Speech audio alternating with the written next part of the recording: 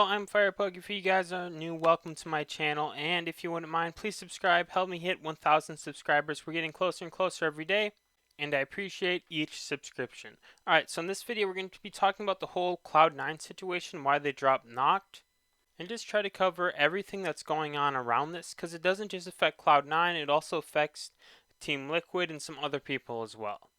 So the beginning of the story is Cloud9. The roster consisted of Zach Mazer, Knoqd, and Stay Naughty. They played really well in the ALGS. They played really well in the Scars tournament. I think they got second in each of them actually. So that's really good. They were playing great. And then all of a sudden they decided to drop Knoqd from their roster, which was a big surprise to everyone considering they're playing great. Knoqd is a really good player, one of the best pretty much ever. So it was a big shock when this great org dropped a great player. Well, later it was confirmed that they picked up TSM Eberelli instead to fill in that new slot.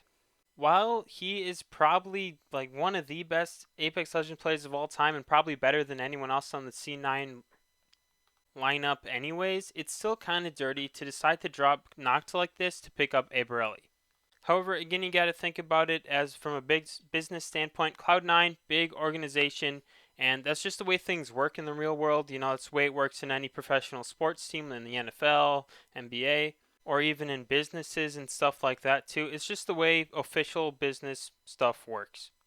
And also, it's important to say these guys do not hate each other. It's not like they weren't getting along with Knoqd and that's why they decided to drop him.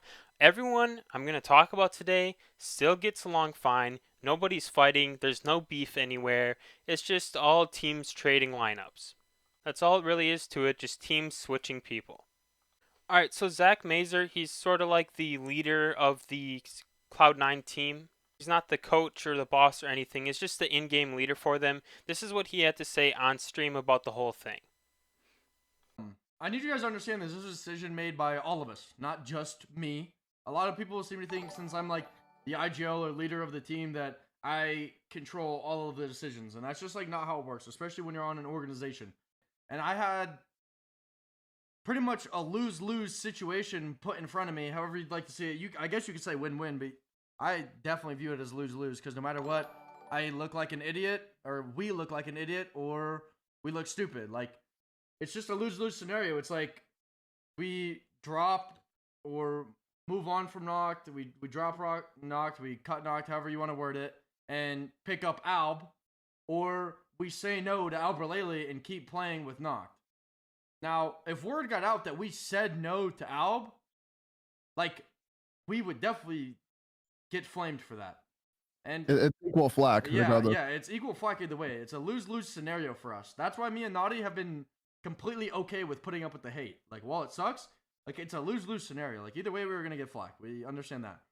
And then on top of that, a really big factor in the decision, I'm not going to go into all of it because that's just not needed, but a really big decision in it was when you get involved in like professional sports or esports or whatever it may be, when you're at the top of the line of what you do for a living, whether it's like you do cryptocurrencies or whatever it is, like your roster, like your hedge fund, whatever it may be, like you want your ceiling of your team, whether it's esports or normal sports, whatever it be, you want your ceiling to be as high as possible.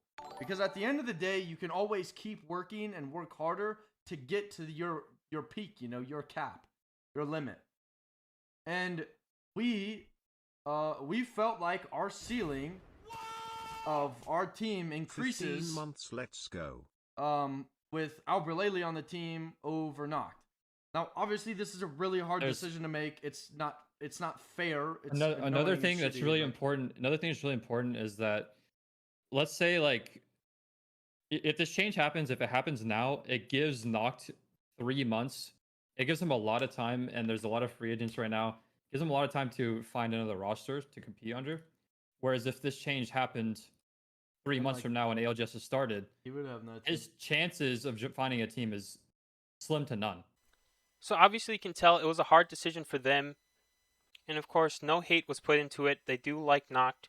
They were just making what was best for the team. And at the end of the day, that's what's got to happen with these organizations. The organization has to do what's best for them. Same with any business or any other pro sports team. It's just the way it works. It's not fair. However, Knoqd isn't completely screwed, or at least not yet. He could definitely still be picked up. He did play very well. And I'm sure there's lots of teams out there still looking for an extra player that are definitely considering picking up Knoqd into the lineup because he is one of the best players out there. But basically what it boils down to is the organization thought going with a Borelli instead of Knoqd was going to be better for them. And to be fair, it probably will be. Even though Knoqd is a really, really good player, Borelli is just, amazing, fantastic player. Now, this is just Cloud9's side of the story. This also affects Team Liquid. Borelli originally played with TSM. Of course, he quit from TSM. He joined Team Liquid. He played with them for a little bit. He still signed with TSM. He just doesn't play competitively for them. And now he quit Team Liquid to go to Cloud9. So he's been jumping around teams a lot.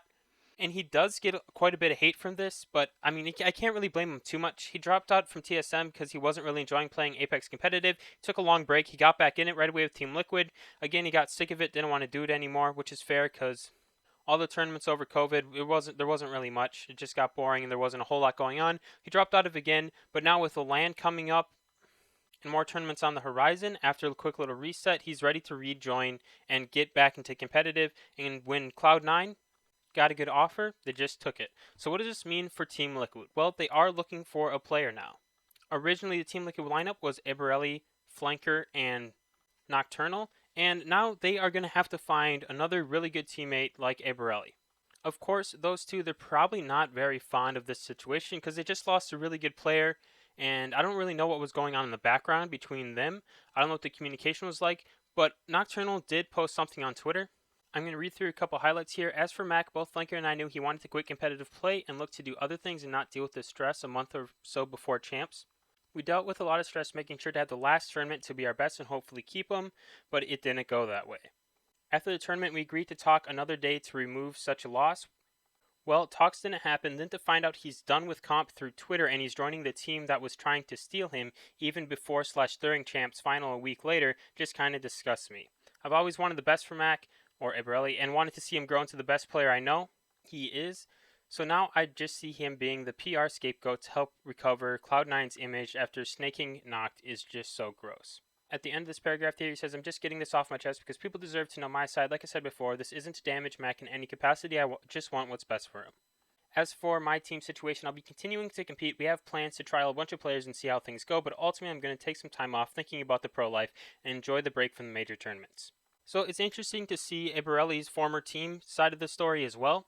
It seems like this whole transition was a little bit of a mess for everybody. And obviously the Liquid lineup, not too very happy about what's been going on either. It looks like there wasn't really super clear communication between them as well. But again, you see here, there's not any hate being thrown around. All these guys still do get along, which is great to see. I love how little toxicity there can be in such a messy situation. Anyways, this pretty much covers the entirety of the story here. This is all I have for you guys, but if you do have any questions, put them in the comments, and please remember to be nice and don't be too mean about this. Thank you for watching. I'll see you later.